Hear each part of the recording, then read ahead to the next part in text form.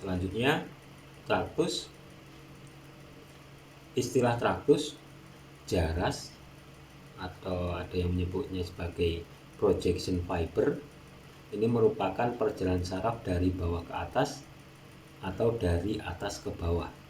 Nah, tadi sudah ya, ini mengingatkan lagi bahwa traktus ini adalah serabut saraf di dalam sistem saraf pusat yang berjalan dari bawah ke atas atau dari atas ke bawah. Nah, traktus yang berjalan dari bawah ke atas dinamakan sebagai traktus ascending.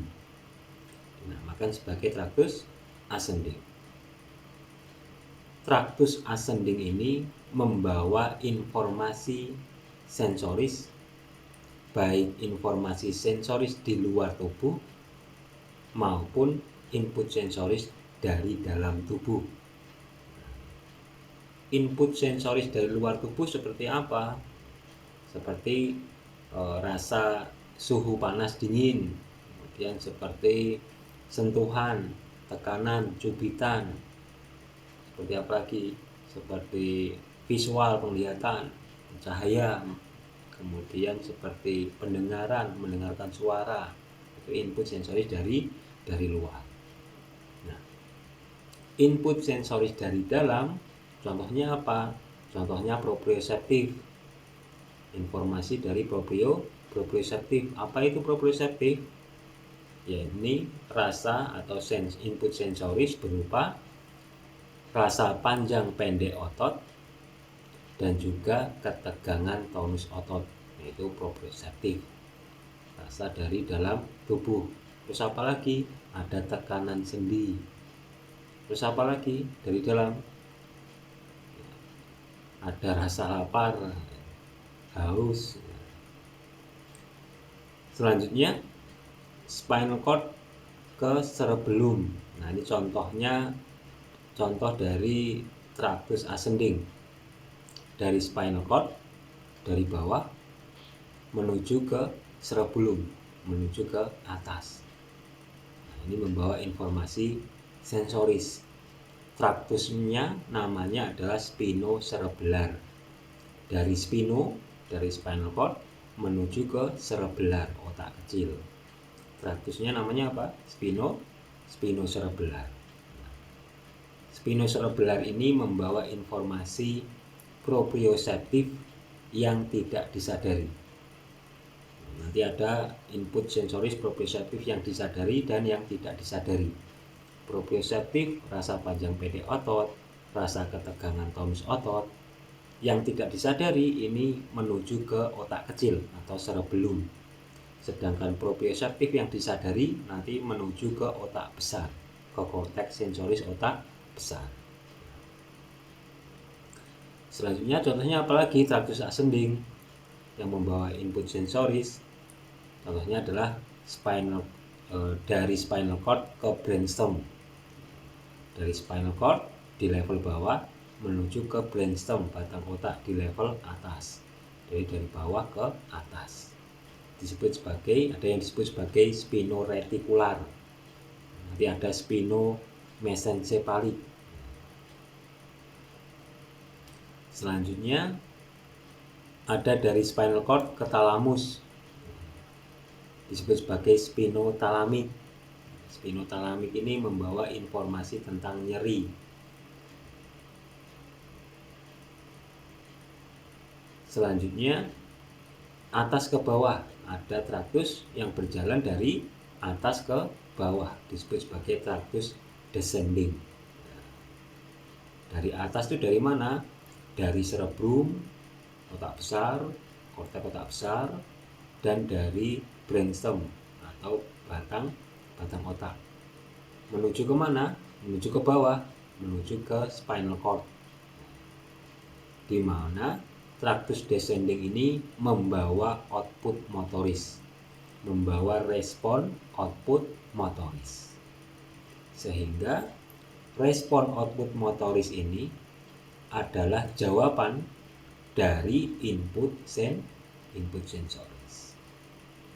Setiap input, karena pada dasarnya sistem saraf pusat kita ini fungsi utamanya fungsi dasarnya ini adalah menerima segala bentuk input sensoris, kemudian dibawa menuju sistem saraf pusat untuk diproses, kemudian direspon dalam bentuk respon output motoris. Sehingga respon output motoris ini merupakan jawaban dari input sensoris. Selanjutnya, korteks cerebral ke spinal cord. Contohnya ini ya, contoh dari traktus descending, traktus yang berjalan dari atas ke bawah. Contohnya adalah korteks cerebral ke spinal cord. Ada serabut saraf, ada traktus berasal dari korteks cerebral, korteks otak besar menuju ke spinal cord. Nah, disebut sebagai kortikospinal. Dari korteks menuju ke spinal, dari korteks level atas menuju ke spinal level di bawahnya. Kemudian ada juga dari brainstem ke spinal. Di brainstem itu banyak sekali ya nukleusnya ya. Itu contohnya ada nukleus nukleus dari saraf kranial, itu ada di brainstem. Contohnya lagi apalagi? Ini dicontohkan di sini ada rubrospinal, tectospinal, retikulospinal, vestibulospinal dan lain-lain. Banyak sekali nukleus pada tingkat brainstem atau tingkat batang otak. Di mana nukleus pada batang otak tadi, pada brainstem ini akan terjulur saraf menuju ke spinal.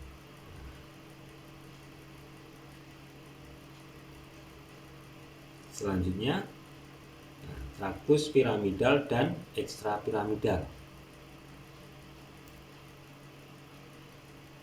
Traktus descending, ini kita berbicara tentang konteksnya adalah traktus descending ya. Traktus descending ini output motoris. Traktus pada dasarnya ini dibagi menjadi dua, ada traktus piramidal dan ada traktus ekstrapiramidal. Traktus piramidal dikatakan di sini traktus descending yang berasal dari sel motorik di korteks cerebrum. Traktus piramidal ini dia berasal dari korteks motorik di otak besar. Di korteks otak besar, korteks motorik di otak besar. Ada lapis keberapa tadi? Ada lapis kelima utamanya. Ada lapis 5 dan 6. Yang utama adalah untuk motorik ini lapis yang ke-5. Di sana ada sel yang berbentuk piramidal besar. Nah, sehingga ini traktusnya dinamakan sebagai traktus piramidal. Sesuai dengan asalnya, sesuai dengan kampung halamannya. Nah, pada korteks lapis 5 terdapat sel piramidal besar. Sehingga traktus ini dinamakan sebagai traktus piramidal. Selanjutnya ada traktus ekstrapiramidal. Nah, ekstra itu artinya di luar piramidal. Di luar piramidal. Kalau kita berbicara kurikulum, maka ada ekstrakurikulum.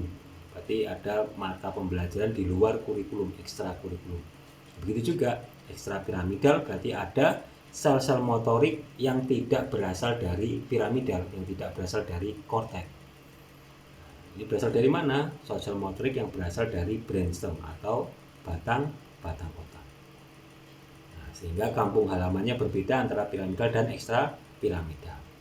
Kalau piramidal berasal dari sel-sel motorik pada korteks otak besar. Kalau ekstrapiramidal berasal dari sel-sel motorik selain dari korteks. Dia berasal dari brainstem, dari batang otak. Oke, kemudian di bawahnya ini ada tabel yang membedakan antara piramidal dan ekstrapiramidal. Nah, ini katakan phylogenetically, ini perkembangan genetiknya. Nah, kalau piramidal dia modern atau baru. Ini generasi terbaru, generasi now. Nah, itu ya. Kemudian sedangkan ekstrapiramidal ini sudah terbentuk lama. Nah, ini generasi lama, sudah terbentuk lama. Kemudian asalnya, ya ini kampung halamannya, piramidal, tragus piramidal ini berasal dari korteks cerebral. Sedangkan ekstrapiramidal dia berasal selain dari korteks, yakni pada subkortikal, yakni pada brainstem atau batang otak. Kemudian perjalanan ke bawah, kalau piramidal dia langsung, artinya dari korteks langsung menuju ke spinal. Kalau ekstrapiramidal dia tidak langsung menuju ke spinal. Ada beberapa percabangan, ada beberapa sinap. Selanjutnya mielinisasi. Mielin itu kan pembungkus saraf ya. Mielinisasi, kalau piramidal, mielinisasi akan dimulai setelah kelahiran. Artinya setelah kelahiran, mielinisasi pada traktus piramidal ini belum sempurna. Masih proses pembungkusan saraf piramidal atau traktus piramidal. Sedangkan ekstrapiramidal, mielinisasinya ini sudah lengkap, sudah matang sebelum lahir. Sehingga pada traktus ekstrapiramidal ini sudah terselubung oleh mielin, sudah mempunyai selubung mielin, sudah matang selubung mielinnya. Tapi pada piramidal ini baru mulai untuk proses pematangan dari mielin. Selanjutnya kapan berfungsinya? Nah, ternyata piramidal ini dia akan berfungsi setelah mielinnya matang. Nah, ini rata-rata piramidal ini akan berfungsi 1 tahun kelahiran. Setelah menjelang 1 tahun kelahiran, maka traktus piramidal ini mulai matang, mulai bisa digunakan, mulai bisa beraktivitas dengan baik. Nah, sedangkan ekstrapiramidal mulai berfungsinya kapan? Setelah lahir, karena dia sudah matang mielinnya sebelum lahir. Sehingga ketika lahir, ekstrapiramidal ini yang memegang peranan penting dalam gerakan. Sehingga bayi ketika baru lahir, bukan kemudian tangan kakinya diam karena piramidalnya belum matang, tapi dia akan bergerak, tetap bergerak tangan dan kakinya, kepalanya. Yang menggerakkan adalah ekstrapiramidal.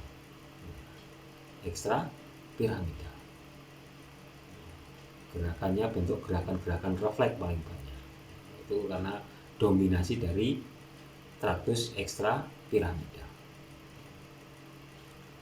Kemudian kecepatan hantarnya, piramidal ini kecepatan hantar sarafnya dia lambat, ekstrapiramidal cepat. Karena menyerupai memang ini refleks, bentuk dari refleks dari ekstrapiramidal. Dominasi kinerja dari ekstrapiramidal ini akan memunculkan refleks. Refleks itu lebih cepat daripada gerakan atau kontraksi otot yang dihasilkan oleh korteks, yang dihasilkan secara disadari, diperintah. Refleks ini lebih cepat daripada gerakan yang disengaja. Nah, gampangannya seperti itu. Selanjutnya sifat kontraksi atau gerakannya seperti apa? Kalau piramidal dia diperintah atau disadari, conscious. Jadi kalau traktus piramidal ini dia bekerja kalau diperintah. Sedangkan ekstrapiramidal dia tidak disadari. Piramidal dia disadari atau diperintah karena dia berasal dari korteks otak besar. Segala sesuatu saraf yang berasal atau berakhir di korteks otak besar, ini akan sifatnya disadari atau diperintah. Sedangkan segala saraf, baik itu sensoris atau motoris, yang berakhir atau berawal dari di luar korteks, misal di brainstem atau di cerebellum, maka sifatnya tidak disadari atau tidak diperintah. Contohnya refleks itu tidak diperintah. Ada refleks pada tingkat spinal, ada refleks pada tingkat batang otak, tidak disadari, tidak diperintah. Kemudian fungsi dari piramidal ini untuk gerakan terampil atau fine motor, khususnya pada otot-otot bagian distal. Traktus piramidal ini menginervasi otot-otot bagian distal, khususnya pada tangan, jari-jari tangan, untuk melakukan apa? Gerakan terampil, fine motor, menulis, makan dengan sendok, melukis, bermain gitar, bermain piano. Gerakan-gerakan terampil yang menginervasi adalah traktus piramidal. Sedangkan ekstra piramidal fungsinya untuk apa? Untuk gerakan kasar atau gross motor, menggerakkan otot-otot proksimal seperti bahu, hip, kemudian menggerakkan postur. Ekstra piramidal ini menginervasi otot-otot aksial. Otot aksial itu otot tengah, aksis itu tengah ya. Ekstra piramidal ini menginervasi otot-otot tengah tubuh, otot postur, dan menginervasi otot proksimal, yaitu otot-otot griddle seperti bahu, otot stabilisasi bahu, otot stabilisasi pada hip. Oke, selanjutnya. Nah, kemudian recent classification. Nah, tadi dibagi traktus itu ada traktus piramidal dan ekstra piramidal ya. Ini pembagian yang lama. Nah, klasifikasi yang baru ini dibagi berdasarkan tempat pada spinal cord. Tempat traktus itu melewati kolum pada spinal cord. Kalau awalnya sebelum klasifikasi baru ini, sebelumnya digunakan istilah piramidal dan ekstra piramidal, merujuk kepada apa tadi? Kepada sel badge atau sel piramidal besar, kampung halamannya di korteks lapis 5 ya. Dan ekstra piramidal ini merujuk kepada sel-sel motorik di luar korteks, yaitu sel-sel motorik pada brainstem, pada otak. Nah, ini pembagian tradisional ini sudah lama, pembelajaran lama, walaupun sampai sekarang masih relevan untuk digunakan. Tapi ada juga yang kemudian mengklasifikasikan dengan cara yang baru, klasifikasi baru. Ini walaupun baru tapi tahunnya sudah 1981 sampai 85, ini sering didengungkan. Dibagi traktus tadi menjadi lateral upper motor neuron dan medial upper motor neuron.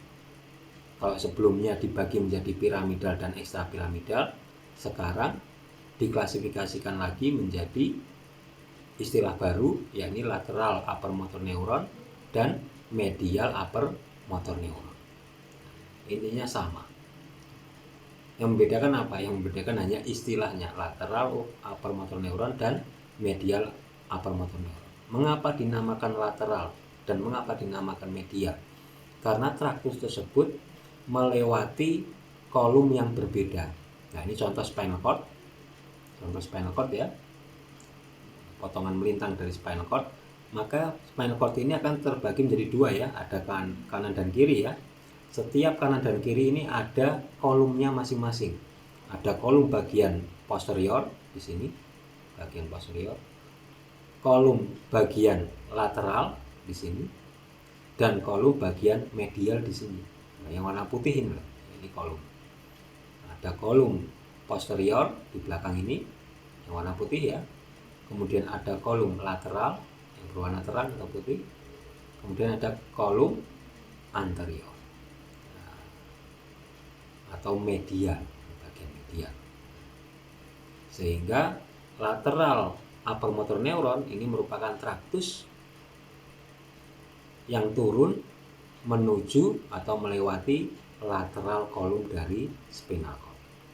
Dinamakan medial upper motor neuron karena ada traktus turun dari atas ke bawah menuju ke medial atau anterior dari spinal cord, kolum dari spinal cord. Nah,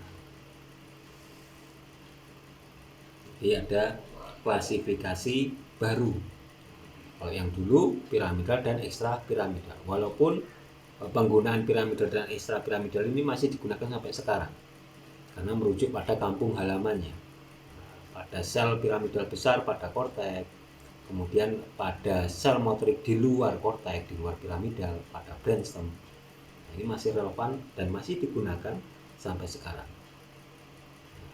Tapi ada juga yang menggunakan klasifikasi baru seperti ini. Menurut saya tidak masalah. Nah, yang termasuk dalam lateral upper motor neuron, yang termasuk traktus, yang kemudian dia turun melewati lateral kolum dari spinal cord, ini seperti lateral corticospinal. Lateral corticospinal ini piramidal, berasal dari korteks, sifatnya disadari, diperintah. Kemudian ada rubrospinal. Rubrospinal ternyata juga turun melewati atau menuju kolum lateral. Dan ada juga kortikobulbar atau kortikonuklear. Ini berhubungan dengan saraf kranial. Sedangkan medial upper motor neuron termasuk anterior corticospinal. Ini juga piramidal. Medial upper motor neuron ini juga anterior corticospinal ini juga piramidal karena dia berasal dari korteks. Berasal dari korteks, turun ke spinal, menuju atau melewati kolum anterior atau kolum medial dari spinal cord. Disebut sebagai anterior corticospinal. Anterior ini mewakili kolum di mana dia turun. Begitu juga yang lateral corticospinal, lateral ini dia mewakili dari kolum di mana dia turun, di kolum spinal. Pada medial upper motor neuron ini ada anterior corticospinal, ada piramidal, traktus berasal dari korteks menuju ke spinal, tapi turunnya pada kolum anterior atau kolum medial. Kemudian ada retikulospinal, dia turun di medial juga, vestibulospinal dan tektospinal. Sehingga penamaan lateral, penamaan medial ini merujuk kepada kolum pada spinal cord. Nah, spinal cord ini ada kolum bagian posterior, kolum bagian lateral, dan ada kolum bagian anterior atau medial. Nah, ini merujuk pada turunnya traktus tersebut pada spinal cord, pada kolum apa. Saya kira tidak menjadi masalah ini. Selanjutnya kortikospinal. Nah, ini berarti traktus apa? Piramidal. Karena dia berasal dari korteks. Dari korteks menuju ke spinal, sehingga dinamakan sebagai traktus kortikospinal. Karena berasal dari korteks otak besar, maka sifatnya disadari, sifatnya diperintah. Gerakannya sifatnya diperintah. Dikatakan di sini, sebagian besar 40% inti sel saraf motorik pada area primary cortex. Selebihnya menyebar pada area supplementary motor, premotor, somatosensori, dan cingulate gyrus. Nah, pada korteks ini terdapat sel-sel motorik. Pada lapis berapa tadi? Pada lapis 5 utamanya, walaupun lapis 6 juga ada. Sebagian besar sel-sel motorik ini berada pada korteks motorik utama atau disebut sebagai primary cortex. Primary cortex ini merupakan korteks motorik utama. Nah, korteks motorik ini ada 3 yang sering disebutkan ya. Ada primary cortex, korteks motorik utama. Kemudian ada premotor cortex. Kemudian ada supplementary motor cortex. Nah, ternyata sebagian besar sel-sel motorik ini berada pada area primary cortex. Selebihnya terbagi pada area supplementary motor, premotor cortex, kemudian somatosensori, dan cingulate gyrus. Selanjutnya, sebagian besar, hampir 95% serabut saraf yang terjulur dari korteks cerebral menuju spinal menyilang kontralateral pada level bawah medula oblongata. Nah, ternyata serabut saraf motorik yang berasal dari korteks alias kortikospinal, karena nanti akan menuju ke spinal ya.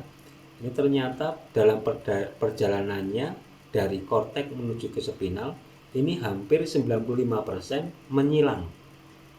Kalau dia berasal dari korteks bagian hemisfer kiri, maka sebagian besar 95% traktus ini dari korteks bagian kiri akan menyilang pada bagian kanan. Nah, dia menyilang pada tingkat medula oblongata, pada tingkat medula oblongata bagian bawah. Ini dia akan menyilang. Serabut saraf atau traktus dari korteks hemisfer atau otak kiri kemudian turun ke bawah pada medula oblongata, ini akan menyilang ke bagian kanan sehingga jatuh pada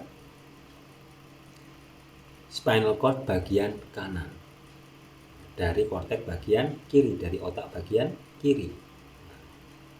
95% sebagian besar menyilang, di mana traktus yang menyilang tadi dari korteks yang sebagian besar atau 95% ini menyilang, ini fungsinya menginervasi otot distal, menginervasi otot bagian distal untuk gerakan terampil atau fine motor. Jadi traktus kortikospinal yang menyilang pada tingkat medula oblongata ini akan menginervasi otot-otot bagian distal, khususnya pada ekstremitas atas. Ya, ini otot bagian distal apa? Ya, otot pada jari. Yang digunakan untuk apa? Digunakan untuk aktivitas fungsional, gerakan terampil, fine motor. Nah, kemudian sebagian kecil ini yang tidak menyilang, dia tetap ipsilateral, tidak menyilang. Nah, yang ipsilateral ini dia turun pada anterior atau ventral corticospinal.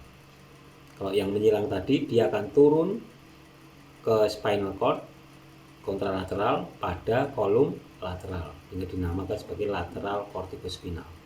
Sedangkan yang tidak menyilang, dia ipsilateral ya, tidak menyilang, kemudian langsung turun menuju ke kolum bagian anterior atau ventral dari spinal cord, sehingga dinamakan sebagai anterior ventral atau ventral corticospinal, di mana traktus anterior atau ventral corticospinal ini menginervasi otot-otot aksial, otot aksial, otot aksis, otot tengah tubuh, dan untuk postur.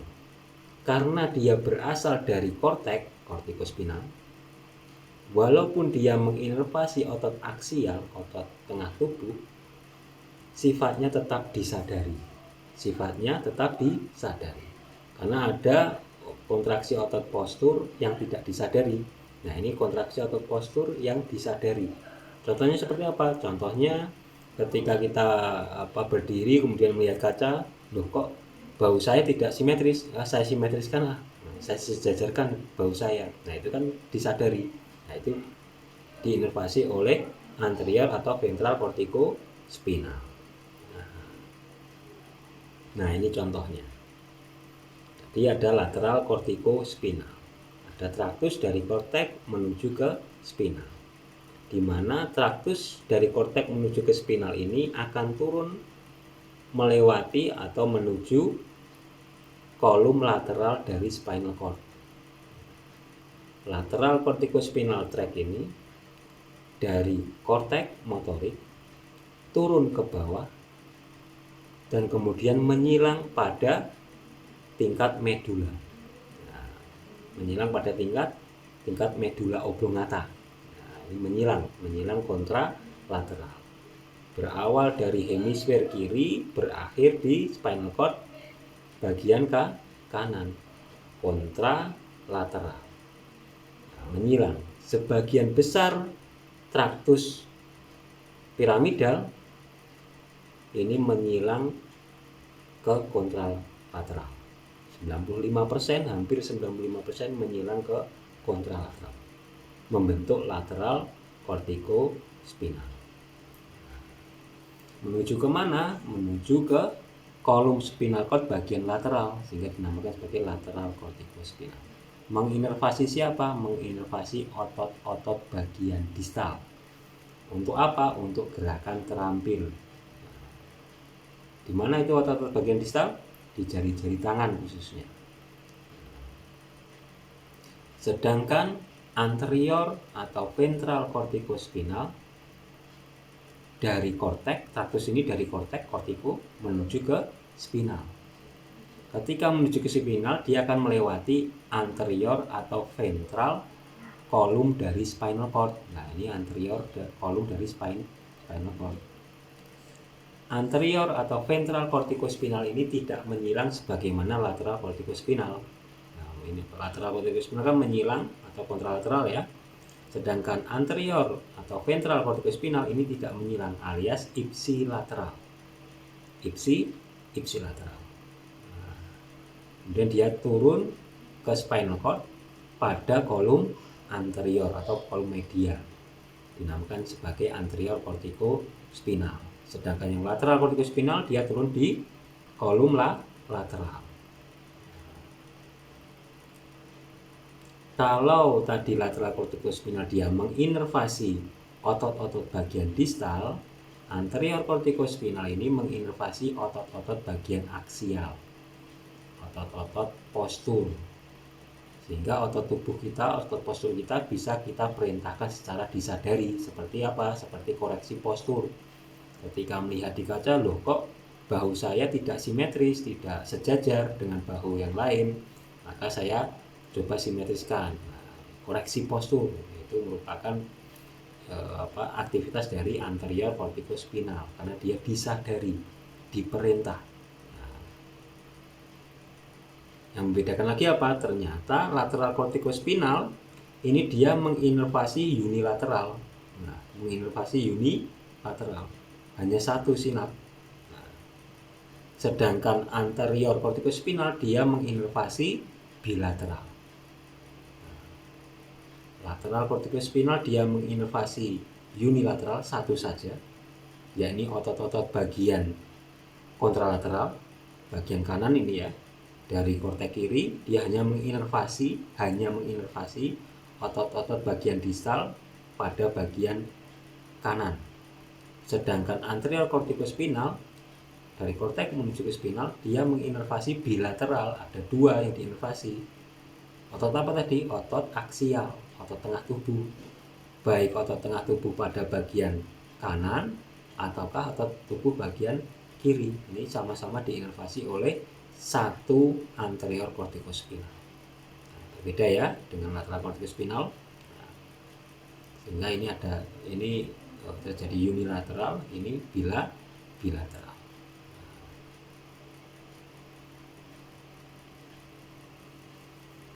Oke, selanjutnya degree of corticospinal tract damage correlates with motor function of after stroke. Nah, ini penelitian ini ya.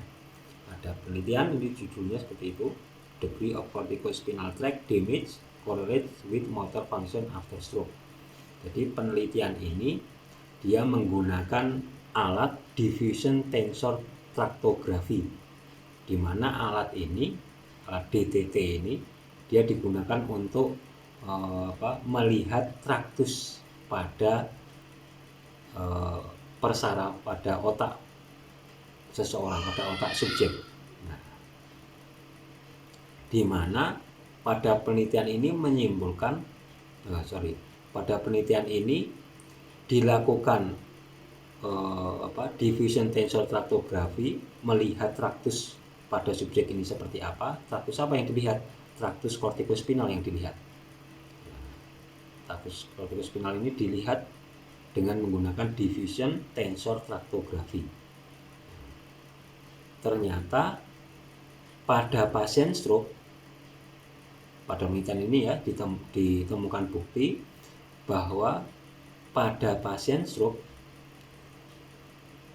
kemampuan gerakan terampilnya ini sangat dipengaruhi dengan kortikospinal.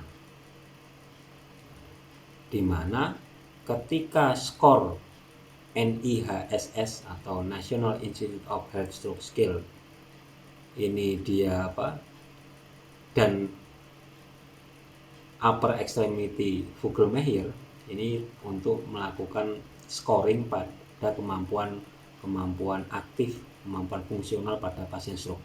Ternyata penggunaan penilaian scoring dengan menggunakan dua instrumen ini sangat berkorelasi, sangat berkaitan dengan diffusion tensor tractography. Artinya semakin sedikit kortikospinal, maka semakin sedikit juga kemampuan fungsionalnya. Sangat berkaitan, mempunyai korelasi yang kuat, baik korelasi positif maupun korelasi negatifnya sangat kuat korelasinya. Mengindikasikan semakin sedikit atau semakin terganggunya kortikospinal, maka semakin sedikit aktivitas fungsional yang pasien tersebut bisa lakukan. Sudah ada penelitiannya, korelasi kaitan antara traktus kortikospinal dengan kemampuan fungsional pasien, khususnya pada ekstremitas atas. Ini contohnya pada pasien stroke. Ini pada hemisfer yang sehat, kortikospinalnya lengkap. Pada hemisfer yang sakit, yang terjadi lesi, kortikospinalnya tinggal sedikit. Semakin sedikit kortikospinal, maka semakin sedikit aktivitas fungsional yang dia bisa lakukan. Ini sudah ada di penelitian, buktinya sudah kuat. Selanjutnya retikulospinal. Retikulospinal ini merupakan sel-sel motorik yang berada pada brainstem, pada batang otak, atau sel-sel motorik yang di luar korteks. Kalau tadi kortikospinal kan sel-sel motoriknya berasal dari korteks ya. Kalau retikulospinal ini sel-sel motoriknya di brainstem, berarti bukan dari korteks. Sehingga retikulospinal ini merupakan ekstrapiramidal. Sedangkan kortikospinal karena berasal dari korteks, maka dia masuk ke dalam traktus piramidal. Ada retikulospinal. Nah, dikatakan sini retikulospinal terbagi pada tingkat pons dan pada tingkat medula oblongata. Pada tingkat pons sering disebut sebagai medial retikulospinal, pada tingkat medula oblongata sering disebut sebagai dorsal retikulospinal. Nah, mana tuh Pak sel-sel motoriknya? Ini sel-sel motoriknya. Digambarkan simpel seperti ini. Ini pada brainstem, ini midbrain, pons dan medula oblongata. Nah, ini nukleus dari retikulospinal, nukleus retikular. Retikulospinal berarti ada serabut saraf atau traktus dari nukleus retikular pada tingkat brainstem, pada tingkat batang otak. Ada serabut saraf dari nukleus retikular pada batang otak, turun traktus tersebut menuju ke spinal cord, sehingga dinamakan sebagai retikulospinal. Dari retikular menuju ke spinal cord dinamakan sebagai traktus retikulospinal. Retikulospinal dibagi menjadi dua. Ada traktus yang berasal dari nukleus retikular pada pons, dinamakan sebagai medial retikulospinal, dan ada nukleus yang berasal dari retikular pada bagian medula oblongata, dinamakan sebagai dorsal retikulospinal. Selanjutnya medial retikulospinal. Medial retikulospinal berarti ini retikulospinal yang berasal dari pons, dan vestibulospinal. Nanti ada traktus lagi namanya vestibulospinal. Ini dari nukleus vestibular pada tingkat medula, nukleus vestibular pada tingkat medula. Nanti ada traktus dari nukleus vestibular menuju ke spinal, dinamakan sebagai vestibulospinal.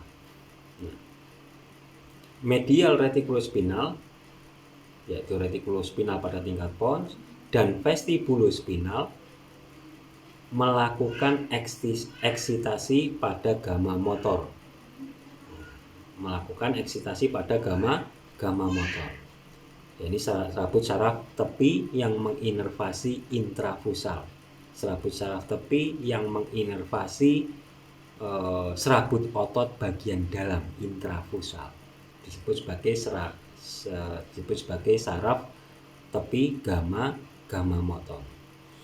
Khususnya pada otot-otot anti gravity, otot-otot yang fungsinya melawan gravitasi.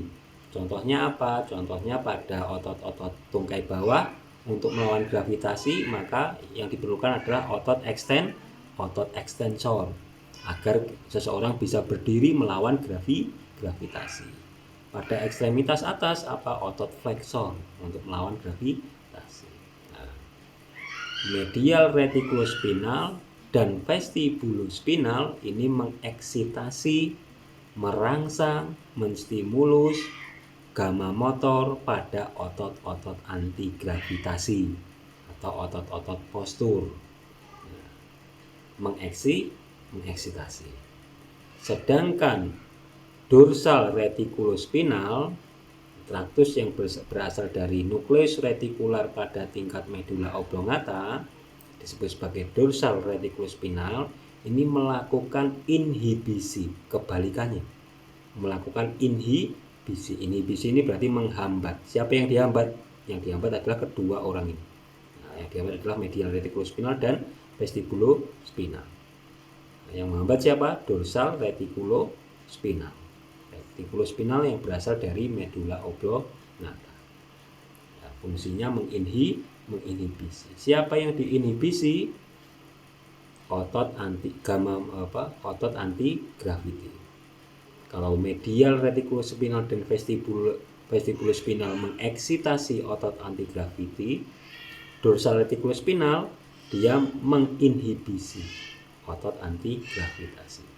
Nah, ada yang mengeksitasi, ada yang menginhibisi. Yang mengeksitasi otot anti gravity adalah medial retikulospinal dan vestibulospinal. Sedangkan yang menginhibisi otot anti gravitasi adalah dorsal retikulospinal.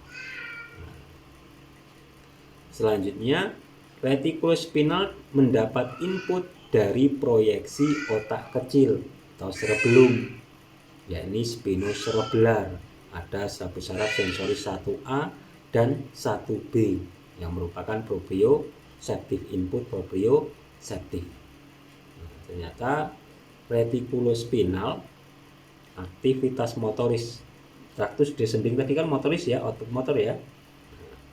Output motor dari retikulospinal ini ternyata jawaban dari input sensoris.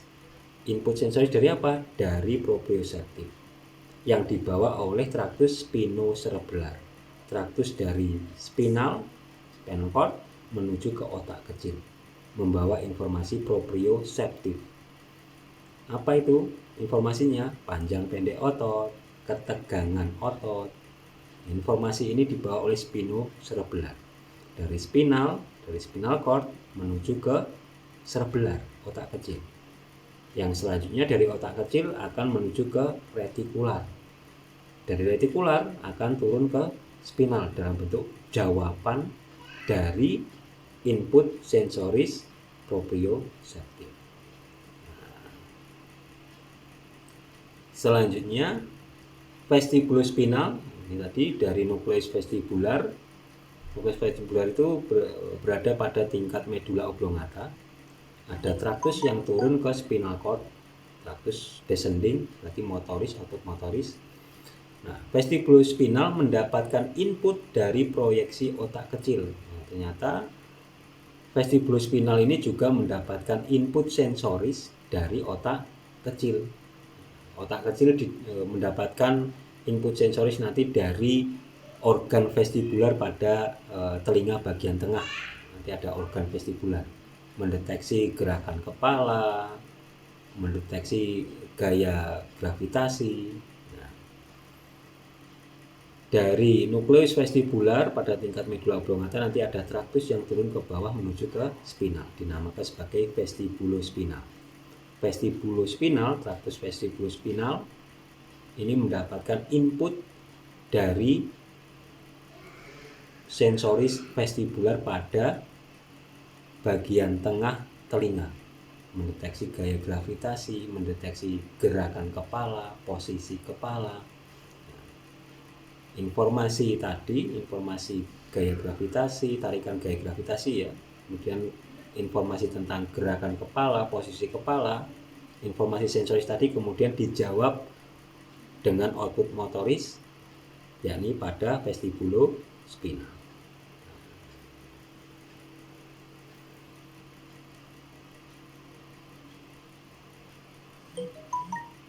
Oke, selanjutnya kortikospinal dan retikulospinal dalam aktivitas sederhana. Nah, ini contohnya. Bagaimana kemudian kortikospinal dan retikulospinal ini bekerja pada aktivitas sederhana. Contohnya tadi mengambil gelas. Nah, maka pertama ada input sensoris. Nah, gelasnya letaknya di mana? Nah, jauh atau tidak? Kalau jauh saya berjalan mendekati gelas. Kalau sudah dekat maka tangan saya akan meraih gelas.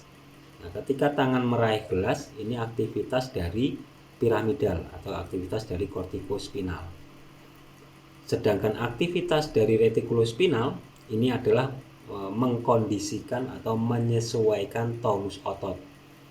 Tonus otot di mana? Ya, tonus otot di jari-jari tangan, tonus otot di pergelangan tangan, tonus otot di siku, tonus otot di bahu, tonus otot di otot tengah tubuh untuk postur tetap tegak. Ini yang mengatur adalah kesesuaian tonusnya, yang mengatur adalah retikulospinal. Sehingga ketika kita mengambil gelas untuk minum misal, maka yang diperintahkan korteks, yang disadari oleh korteks, yang diperintahkan oleh korteks untuk tubuh kita adalah tangan mendekati gelas. Nah, itu dari kortikospinal. Karena dia berasal dari korteks, dia disadari, diperintah, disengaja. Nah, sedangkan ketika mengambil gelas kan kita akan mengkontraksikan tonus-tonus otot kita. Tonus otot di pergelangan tangan, di siku, di bahu, di postur kita. Nah, itu yang menyesuaikan tonus ototnya agar gerakannya smooth, gerakannya halus, terkontrol dengan baik, presisi, tepat menjangkaunya. Kontrol tonusnya ini yang mengatur adalah retikulospinal. Sehingga ada gerakan yang diperintah, disadari, disengaja. Ada gerakan yang tidak diperintah, tidak disengaja, tidak disadari atau tidak disengaja. Contohnya lagi apa? Berlari.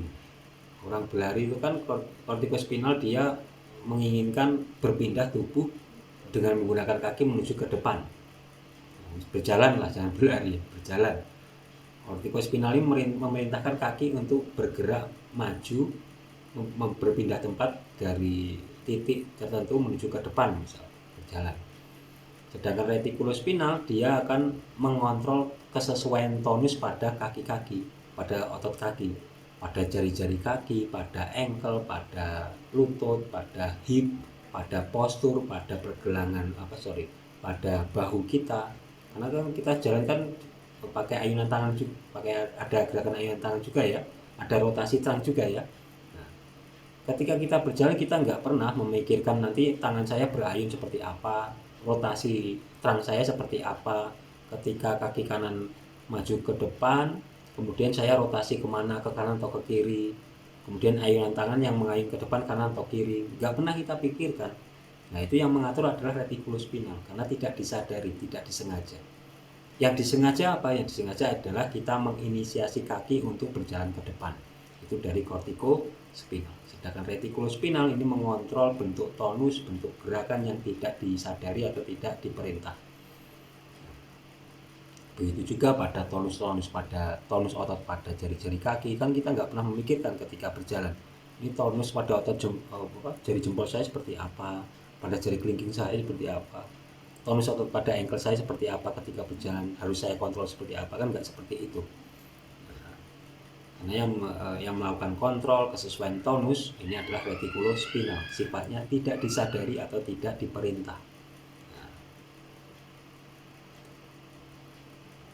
Nah, ini sehingga dikatakan lagi di sini aktivitas retikulospinal melakukan kontrol kesesuaian tonus dipengaruhi oleh aktivitas kortikoretikular.